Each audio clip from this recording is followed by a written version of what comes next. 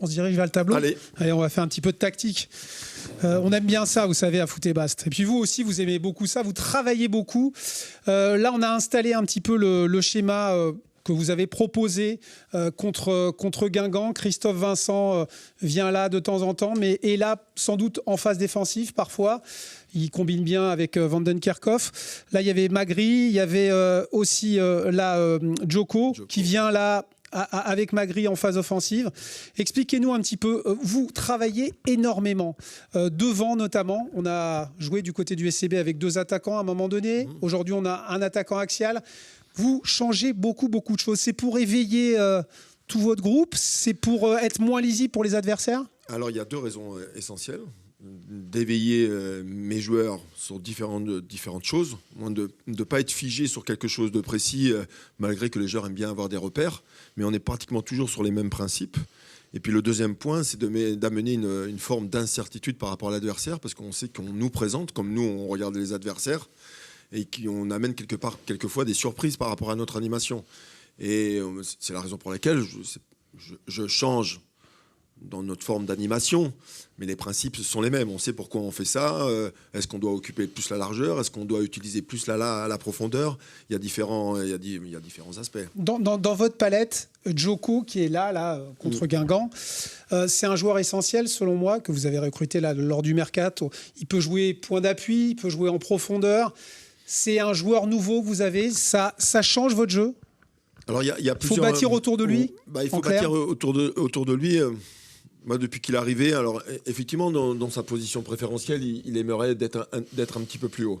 Mais on est tellement confronté à des défenses avec des gabarits importants, et à force de faire des séances et de le regarder évoluer, en fait, de le détacher un peu de ce marquage ou des duels, de le mettre dans un espace où il a le temps peut-être de se retourner, de prendre un peu de vitesse, parce que on s'en rend pas compte de là-haut, mais il va très vite, il est puissant. Et il peut faire des longues courses aussi. Il peut faire des longues courses, et d'avoir la possibilité de le trouver pour aller fixer quelque chose aussi, c'est intéressant. Et puis il y a le travail défensif, où il y a quand même une bonne lecture du travail défensif pour fermer un petit peu cet espace ici, pour gagner un peu de temps.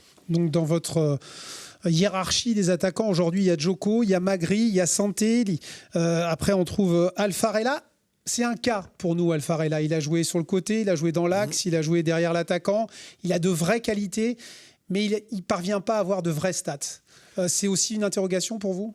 Oui, alors il avait bien débuté, il avait fait au niveau des passes décisives, c'était intéressant. Alors ce qui est intéressant avec Miguel, c'est que sa forme de folie qu'il a dans son jeu et dans le personnage qu'il est, cette folie pouvait être intéressante pour nous et surtout pour l'adversaire qui posait des questions, parce qu'en fait on ne sait pas toujours le choix de jeu qu'il va faire et qu'il va prendre. Donc moi c'était intéressant pour moi.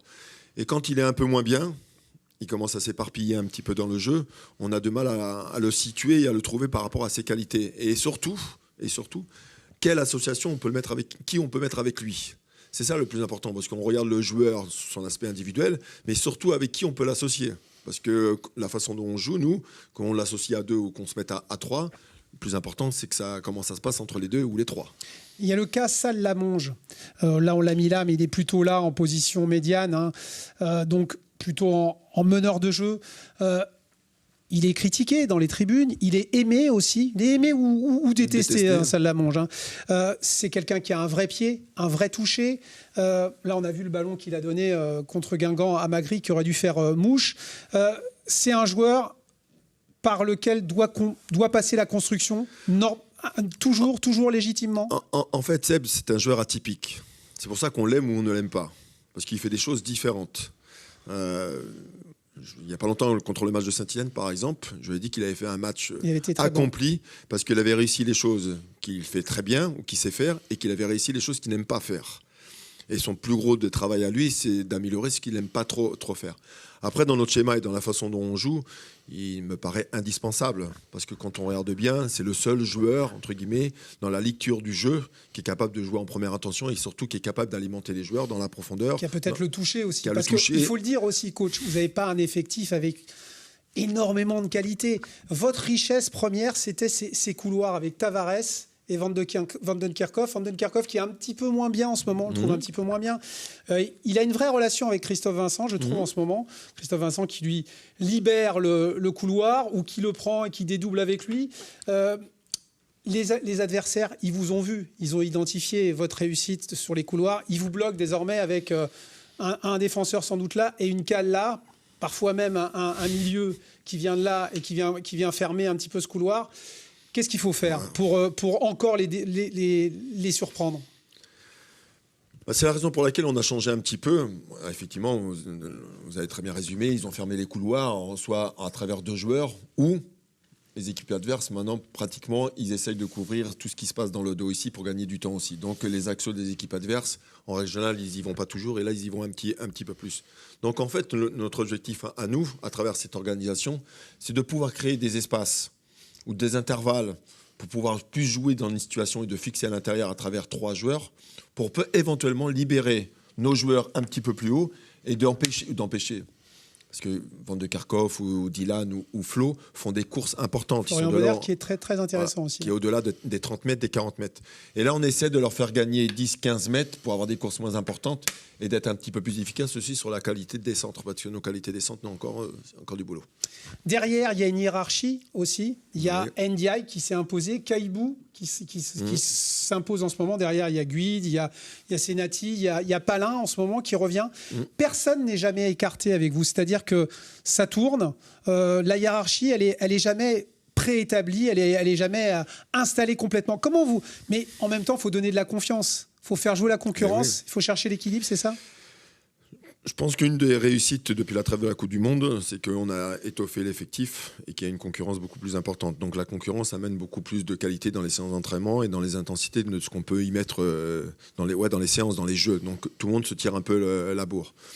Et en fait, je veux dire, moi, comme je leur dis tous les jours, de toute façon, la seule vérité, c'est la vérité du terrain qui parle.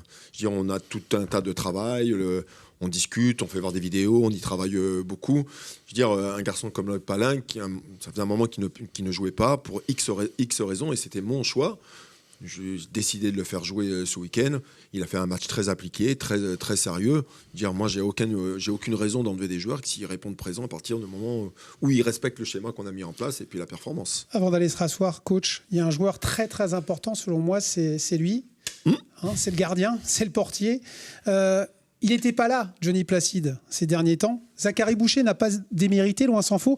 Mais on a le sentiment que Placide, il apporte de la sérénité, de la force aux défenseurs, mais à toute l'équipe. C'est aussi votre sentiment ? C'est un sentiment partagé, mais c'est un sentiment partagé de la part de tout le monde. Zach a fait ses matchs. En fait, on n'a rien à lui reprocher sur ses performances. Il sera là, Placide, ce week-end ? Johnny va revenir ce week-end, oui.